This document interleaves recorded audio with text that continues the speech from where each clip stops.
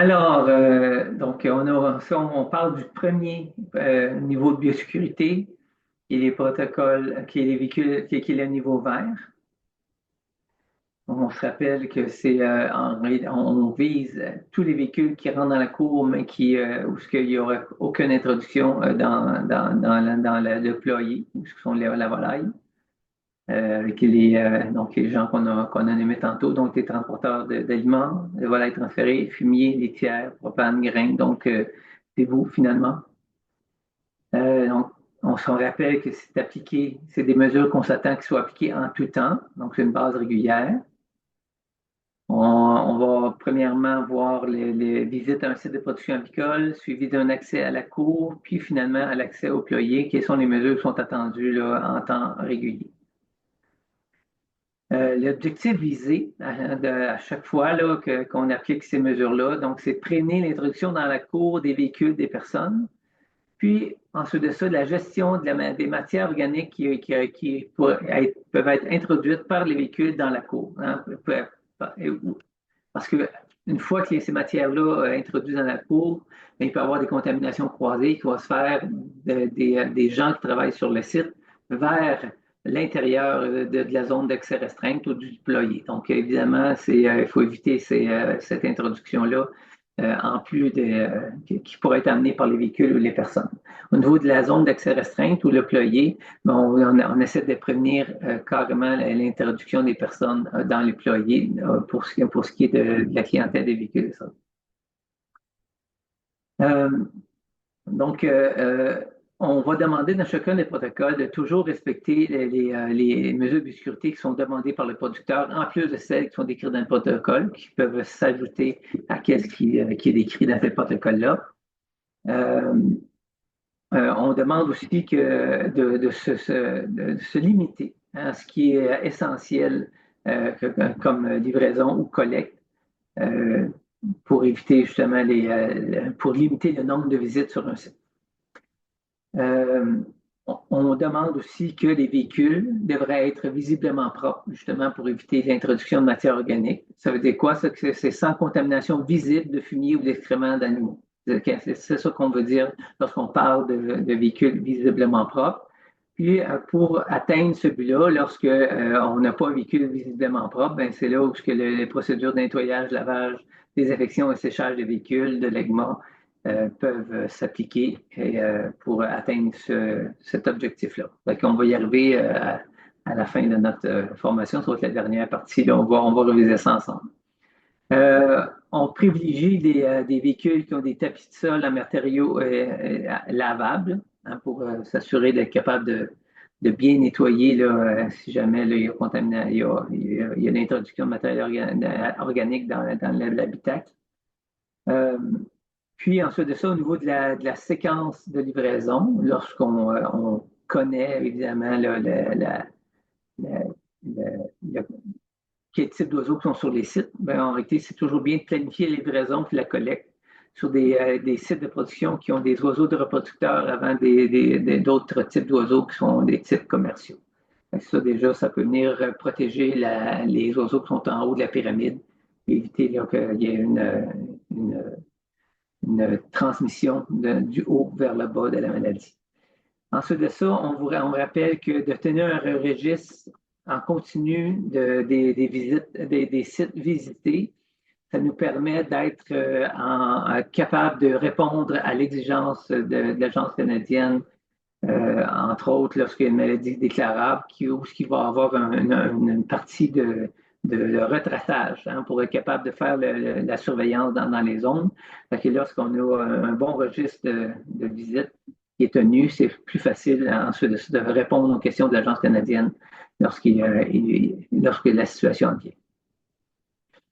Je vous présente quelques demandes qui sont faites aux producteurs pour que vous ensuite arriver à comprendre pourquoi ou quelles sont les demandes qui sont demandées aux véhicules de service là, euh, dans ce protocole-là.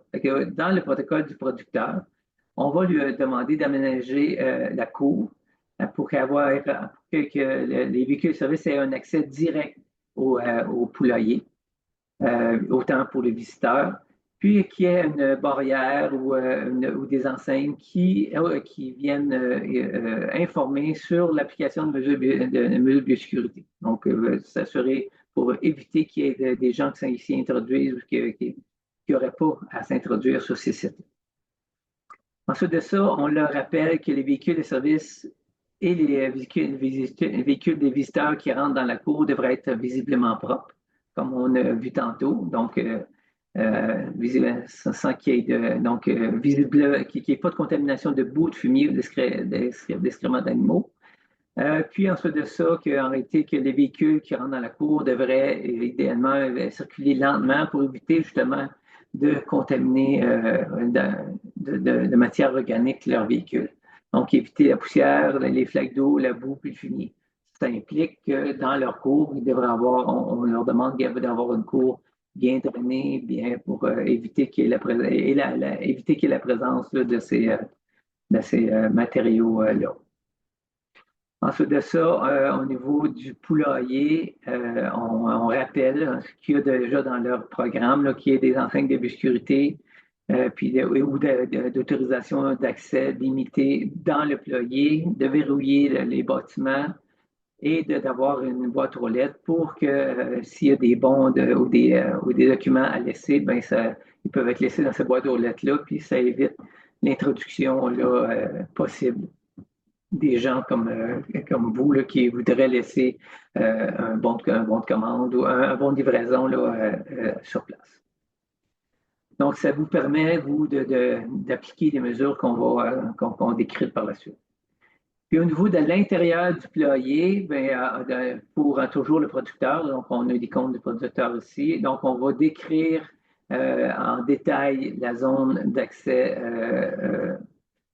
la zone d'accès, la zone de transition avec l'espace extérieur, intérieur, hein, pour être capable pour que les gens qui s'introduisent à l'employé puissent se laisser leurs vêtements dans la zone extérieure, être capable d'appliquer le changement de chaussures, de couvre-chaussures à travers le banc ou la zone de transition, la zone intermédiaire pour finalement revêtir les vêtements ou les survêtements pour l'intérieur du bâtiment.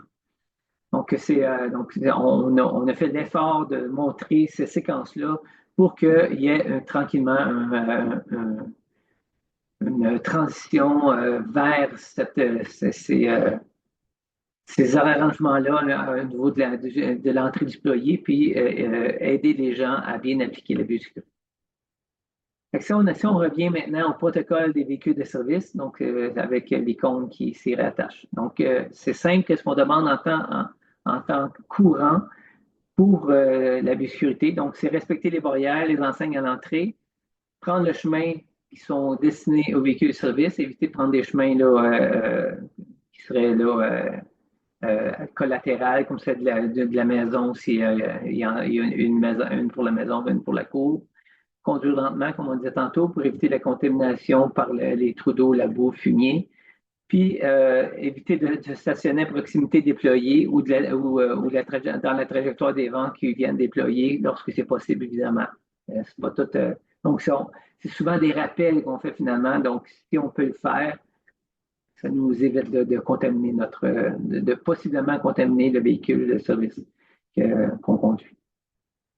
Ensuite de ça, pour ce qui est de l'accès au poulailler, on préconise de jamais entrer dans le poulailler, à moins que le producteur ou l'un de ses employés nous donne accès. Puis, privilégier là, une assistance du producteur ou d'un employé s'il y a des choses à entrer dans le poulailler. Donc, ça évite à ce moment-là là, d'être obligé d'entrer au niveau du poulailler. Si jamais on a à le faire, ben, on réfère au protocole des visiteurs pour l'application des mesures de biosécurité au niveau de la zone de transition.